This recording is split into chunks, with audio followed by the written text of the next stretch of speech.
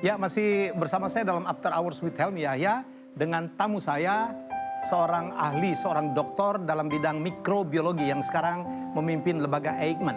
Prof, saya penasaran tadi, ini sekarang ada dua vaksin. Vaksin merah putih, produksi anak bangsa Eijkman yang sekarang sudah 50%, dan ada vaksin yang kita impor dari Tiongkok yang sekarang pun sedang dalam taraf uji coba. Ya. Ini dua-duanya selesai kapan sih, Prof?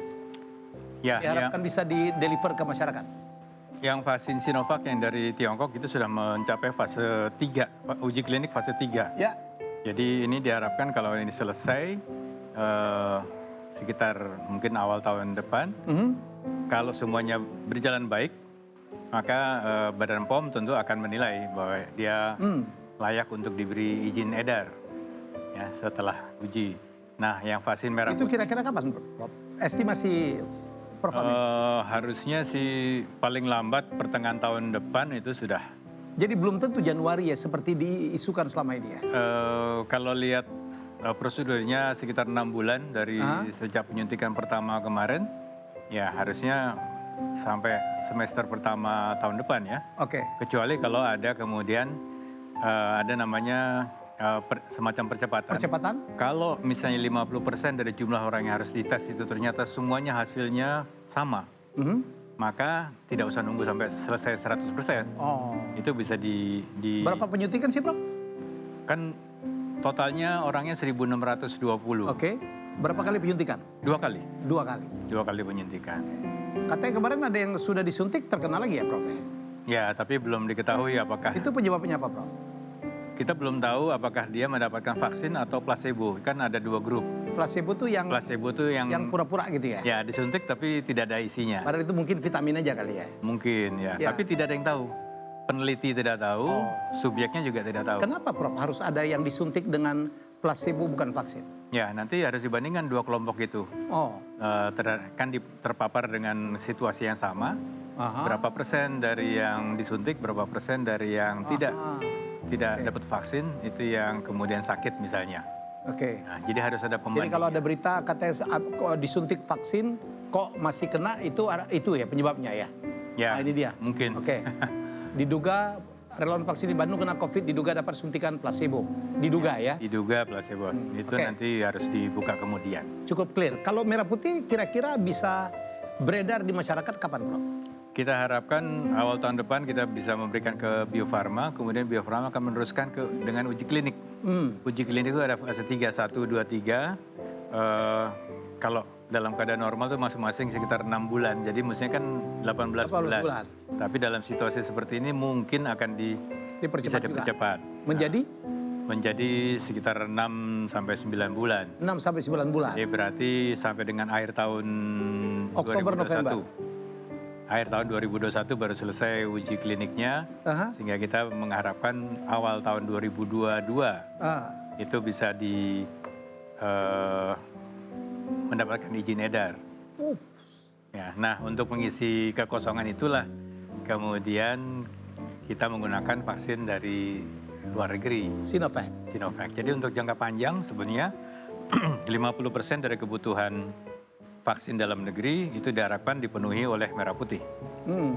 Untuk jangka panjang, tapi untuk jangka pendek ini kita membutuhkan vaksin. Ini Pak Jokowi sebut vaksin merah putih siap diproduksi pertengahan 2021. 2021 ya, itu sekitar diharapkan. Ya. Kalau semuanya berjalan lancar. Kalau semuanya berjalan lancar dan juga kita bisa memperpendek beberapa proses pengujian. Ya, seperti tadi saya sebut kalau misalnya harus diuji 1.000 orang misalnya tapi 500 orang itu sudah bagus. Udah. Ya, itu bisa dipercepat. Bisa dipercepat. Tapi yang 1.000 harus diselesaikan semuanya. Makasih. Gitu. Prof, ada aja, ini kan ada impor, ada produksi anak negeri. Ada aja yang skeptis terhadap produksi anak negeri ya, Prof? Ya, ada. Meragukan gitu. Ada meragukan, tapi alhamdulillah awalnya yang memimpin adalah Pak Menristek sendiri. Ya. Dia yakin bahwa Indonesia bisa bikin. Makanya beliau fully support, Pak Bambang fully support ya? Fully support. Dan apapun yang dibutuhkan untuk pengembangan vaksin ini akan didukung oleh Kementerian Ristek. Ada yang bilang katanya yang dikerahkan ahli-ahlinya Eijkman cuma 10 orang ketenanganin masalah yang sangat serius ini. Atau memang cukup 10 orang memang menangani vaksin ini, Prof? Ya, di lembaga Eijkman kami hanya punya 30 orang peneliti utama, peneliti tetap. Dan itu mengerjakan macam-macam pekerjaan kan. Ya. Jadi kami mendapat tugas untuk diagnosis PCR untuk COVID ini juga. Memimpin konsorsium untuk plasma konvalesen. Oke. Kemudian pengembangan vaksin. Oke. Kemudian juga mengerjakan whole genome sequence namanya. Oke. Ya, untuk disubmit ke internasional. Nah, yang khusus menangani vaksin ini, timnya 10 orang itu. Nggak sampai 10 orang sebetulnya, yang intinya ya. Tapi itu cukup. Cukup ya, karena ya mereka punya pengalaman dalam pengembangan vaksin yang lainnya. Malaria, hepatitis, dengue, dan Sangat berpengalaman ya. cukup pengalaman. Prof, ada lagi satu pertanyaan. Katanya virus itu berubah-ubah atau bermutasi. Kita lihat tayangan berikut ini. Ya.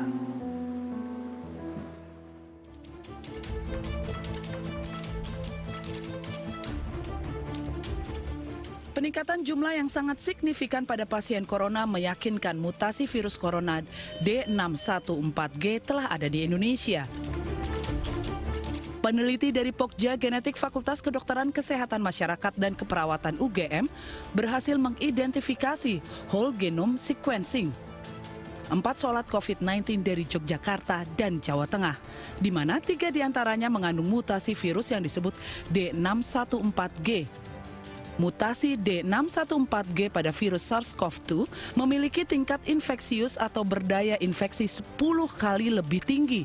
Selain itu, jumlah virus pada pasien yang mengandung mutasi juga lebih banyak. Diyakini keberadaan mutasi setelah pemerintah Indonesia mengirimkan 24 sampel virus genom ke lembaga Global G-Site.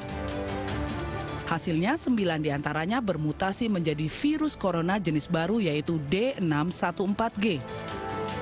Perlu adanya lebih banyak penelitian untuk menyelidiki apakah mutasi ini berperan dalam peningkatan kasus beberapa hari terakhir di Indonesia. Dengan terdeteksinya mutasi D614G virus SARS-CoV-2, semua pihak harus lebih disiplin untuk menerapkan protokol kesehatan dan hindari kerumunan. Belum selesai vaksin, virusnya bermutasi. Prof, jangan dijawab dulu, jangan dijelaskan dulu. Kita break dulu ya. Anda dengarkan penjelasan dari Prof. Amin setelah yang berikut ini.